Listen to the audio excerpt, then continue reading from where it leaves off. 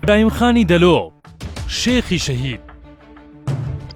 لە گەرمیان لەناو گەرمەی شەڕی جیهان لەناو ململانێ گەرمەکانی ڕۆژهەڵاتی ناوەڕاست لە گەرمەی بەیەکدادانی بەرژەوەندەکانی تورک و ئینگلیز و کورد کەسایەتێکی کورد بە ناوی ئیبراهیم خانی دەلۆ لە شاری کفری پێشەوایەتی جوڵانەوەیەکی ناڕەزایەتی گەورەی کرد دژ بە ئینگلیز و هاوپەیمانەکانی کە فاکتەری سەرەکی ئەو جوڵانەوەیە پەیوەست بوو بەو زوڵمەی ئینگلیز لەو کاتەدا پەیوەست بە کورد بەڕێوەی دەبرد لە ناوچەکەدا ئەوەی شۆڕشی ئیبراهیم خانی دەلۆ لەوانی ترجیا دەکاتەوە دانانی خاڵێکە لە گفتوگۆدا کە دوور لە بیری خێڵگەری و عەشیرەتخوازی داوای ئازادکردنی شێخ مەحموودی حەفید دەکات کە ئەو کاتە ئینگلیزەکان کۆتاییان بە شۆڕشەکەی هێنابوو بە قۆڵبەستکراوی لە کوردستانیان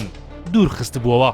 22 ئابی ساڵی 1920 زنجیرەیەک راپەڕین و شۆڕش ناوچەکەی گرتەوە لە ناوچەی گەرمیان لە کفری و خانەقین و دووسخرمات و کورد دەستی کرد بە جوڵەکردن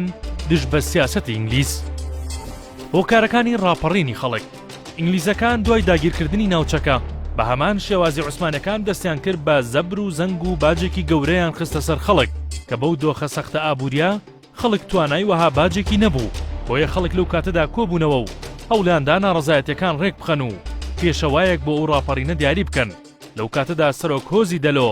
ئیبراهیم خان دەبێتە یەکێک لەو کەسانەی کە هەڵی دەبژێرن خەڵکەکە داواکاریەکان بە ئیبراهیم خانی دەلۆدا دەنێرن بۆ کاربەدەستی باڵا ئینگلیز بە ناوی سالمون بەڵام کاربەدەستانی ئینگلیز نەک هەر بەدەم داواکاریەکانی ئیبراهیم خان و خەڵکەکەوە نایەت بەڵکو فشاری زیاتر دەخاتە سەر خەڵک ئەمە وا دەکات ئیبراهیم خان ئاراستەی ناڕەزایەتەکان لە داواکاریەوە بگوازێتەوە بۆ شۆڕش لە پاڵ عەشیرەتە کوردەکانی ئەو کات لە ناوچەکە ژمارەیەک عەشیرەتی عەرەب دێنە پاڵ ئیبراهیم خانەوە تەنانەت ناسناوی شێخی شەهید عەرەبەکان دەیبەخشن بە ئیبراهیم خان دوایەوەی لەو ڕێگەیەدا تا ساتی مردنی بەردەوام بوو لە پشتی خەڵک مایەوە ئیبراهیم خان لەو کاتەدا پەیوەندی دەکات بە ڕەفعەت ئیسماعیل بەگ داوودە لە دووسخرمات و خورشید بەگ لە خانەقین کە ئامادە بن بۆ شۆڕش دژی ئینگلیز و دوژمن لە خاکەکە بکەنە دەرەوە بەر لە ئیبراهیم خان ڕەفعەت ئیسماعیل لە ناوچەی دووسخرمات و دەست بەکار دەبێت و ئینگلیز لە ناوچەکە دەکاتە دەرەوە دواتر لە هەر یەک لە خانەقین و کفری جەنگ دەستی پێکرد و ناوچەکان پاکرانەوە ئیبراهیم خان باوەشا سوار لە کفری دەکاتە مەرکەز و ناوەندی بەرگری و لەوێوە لە یەکە کارگێڕی و ئیدارەکانی ناوچەکە دەدات دواتر سالمون کە جێگری حاکمی سیاسی ئینگلیز بوو لە ناوچەکە بۆ دامرکاندنەوەی شۆڕش سەردانی ئیبراهیم خانی دەلۆ دەکات ئیبراهیم خان کۆمەڵێک داواکاری ئاراستەی نوێنەری ئینگلیز دەکات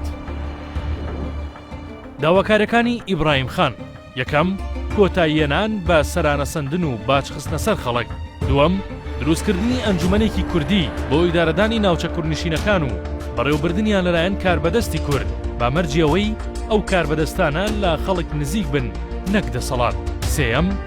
دوورکەوتنەوە لە ئازاردانی خەڵک چوارەم چوونە دەرەوەی ئینگلیز لە ناوچەکە پێنجەم ئەم خاڵە خاڵێکی گرنگە لە مێژووی کووردا با بۆچوونی شارەزایانی مێژوو سیاسەت چونکە هەوڵێک بوو بۆ یەکگرتووی کورد و بە گەورە نیشاندانی کورد تا بزانرێت کێشەی کورد لە ناوچەیە گەورەترە ئەو داواکاریەش بریتی بوو لە ئازادکردن و گێڕانەوەی شێخ مەحموودی حەفید لەو کاتەدا ئینگلیزەکان کۆمەڵێک پێشنیار دەخەنە بەردەستی ئیبراهیم خان پێشنیارەکانی ئینگلیز یەکەم بڕینەوەی موچەیەکی بەرز و بوون بە بەشێک لە دەسەڵاتی ئینگلیز دووەم دانانی ئیبراهیم خان بە قایمقامی کفری ئیبراهیم خان ئەو پێشنیازانە ڕەت دەکاتەوە و دواتر جەنگ درێژە دەکێشێت ئیبراهیم خان لە کاتی ئازادکردنی شارەکەدا حکوومەتێک بە سەرکردایەتی خۆی پێک دەهێنێت کابینەکەی ئیبراهیم خان پێک دەهات لە یەکەم ئەکبەر خان دووەم وەیسی بەگی دەلۆ سێەم حەمید عەبدوڕەحمان کارێزی چوارەم حەمەجان ڕۆغزایی پێنجەم حاجی محەممەد تەرخانی شەشەم کاکەمەند ئەمین دەروێش